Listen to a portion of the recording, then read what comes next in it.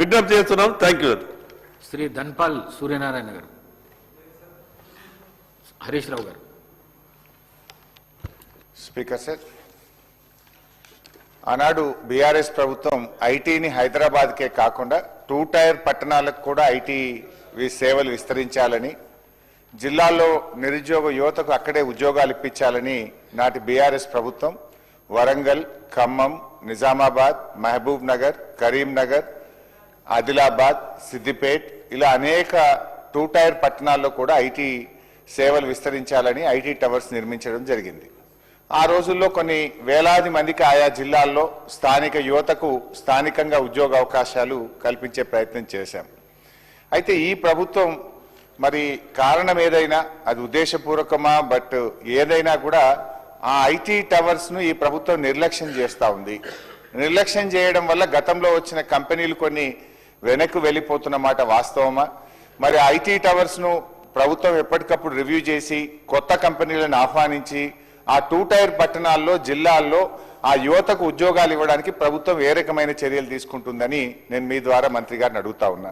ముఖ్యంగా నా నియోజకవర్గం సిద్దిపేటలో ఉండేటువంటి ఐటీ టవర్లో ఆ రోజు 18 కంపెనీలు పనిచేస్తే ఈ రోజు ఈ ప్రభుత్వం వచ్చిన తర్వాత 7 కంపెనీలు వెళ్ళిపోయి కేవలం 11 కంపెనీలు మాత్రమే పనిచేస్తూ ఉన్నాయి. ఈ మధ్య నేను అక్కడికి విజిట్ చేసినప్పుడు అధ్యక్ష, అక్కడ ఇంటర్నెట్ బిల్ కట్టకపోవడం వల్ల ఐటీ టవర్కే ఇంటర్నెట్ కట్ అయినటువంటి పరిస్థితి కనబడ్డది.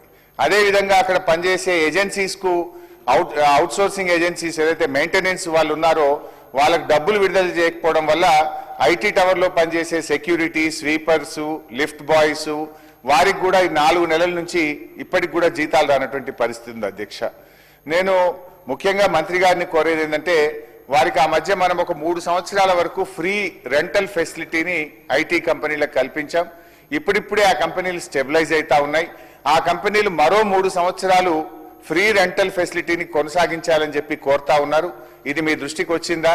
నేను ఒక సిద్దిపేట కోసమే కాదు, ఖమ్మం, వరంగల్, నల్గొండ, మహబూబ్ నగర్, ఆదిలాబాద్ అన్ని పట్టణాల్లో కూడా ఈ 2 టైర్ పట్టణాల్లో ఐటీ కంపెనీలను ప్రోత్సహించడానికి మరో 3 ఏళ్లు ఫ్రీ రెంటల్ ఫెసిలిటీని కొనసాగించాలని, పెండింగ్ బిల్స్ ను క్లియర్ చేయాలని, ఇంటర్నెట్ ఫెసిలిటీని బలోపేతం చేయాలని, మరిన్ని కొత్త కంపెనీలను అక్కడ ఆహ్వానించి మరి అక్కడ స్థానిక యువతకు ఉద్యోగ కల్పన కోసం ప్రభుత్వం కృషి చేయాలని మీ ద్వారా కోరుతున్నాను.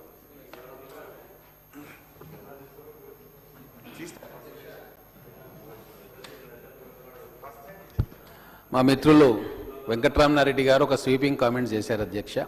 అది శాసనసభ్యుల గౌరవానికి సంబంధించిన అంశం అధ్యక్ష.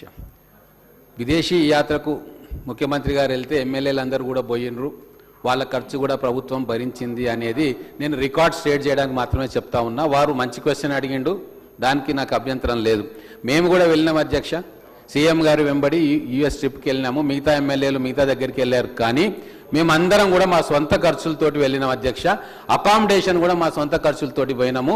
ఇక్కడ ఉన్న ఎమ్మెల్యేలు, మా కాంగ్రెస్ ఎమ్మెల్యేలు చదువుకున్న వాళ్ళు, డాక్టర్లు, ఇంజనీర్లు, సాఫ్ట్వేర్ ఇంజనీర్లు, ప్రజాసేవకు అంకితమైన వాళ్ళు. ప్రభుత్వ ధనాన్ని ఒక్క రూపాయి కూడా సొంతానికి వాడుకునే అలవాటు కానీ ఆలోచన కానీ లేని ఎమ్మెల్యేలం. కాబట్టి ఆ ఎమ్మెల్యేల గురించి అలా మాట్లాడడం అనేది పొరపాటున మాట్లాడవచ్చు, కానీ భవిష్యత్తులో అలాగా ముఖ్యంగా ఈ సభలో ఉన్న ఎమ్మెల్యేలు ఖచ్చితంగా ప్రజల కోసం పనిచేస్తూ ఉన్నారు. సొంత డబ్బులు ఖర్చు పెట్టైనా సరే ప్రజలకు బాగు చేయాలని చెప్పి ఆలోచన చేస్తూ ఉన్నారు. దాన్ని ఉపసంహరించుకోవాలని చెప్పి కోరుకుంటా ఉన్నాం.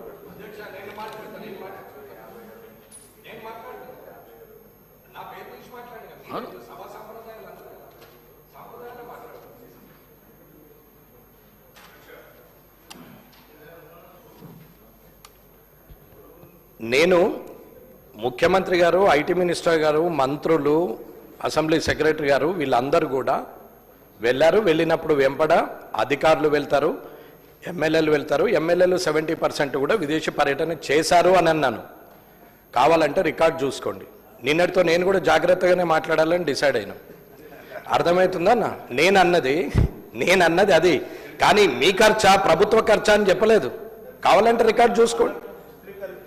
ఓకే, మీరు వెంకటరమణారెడ్డి గారు అసెంబ్లీ సెక్రటరీ, గౌరవ ముఖ్యమంత్రి ఎంబడి, ఐటీ మినిస్టర్ ఎంబడి పెట్టుబడుల కోసం పోడు. ఆయన ఒకటే సిపిఐ కాన్ఫరెన్స్ ఉంటుంది, దాంట్లో పోతారు వాళ్ళు. మీరు తెలుసుకొని చెప్తే మంచిగా ఉంటుంది. వేరే ఏం లేదు.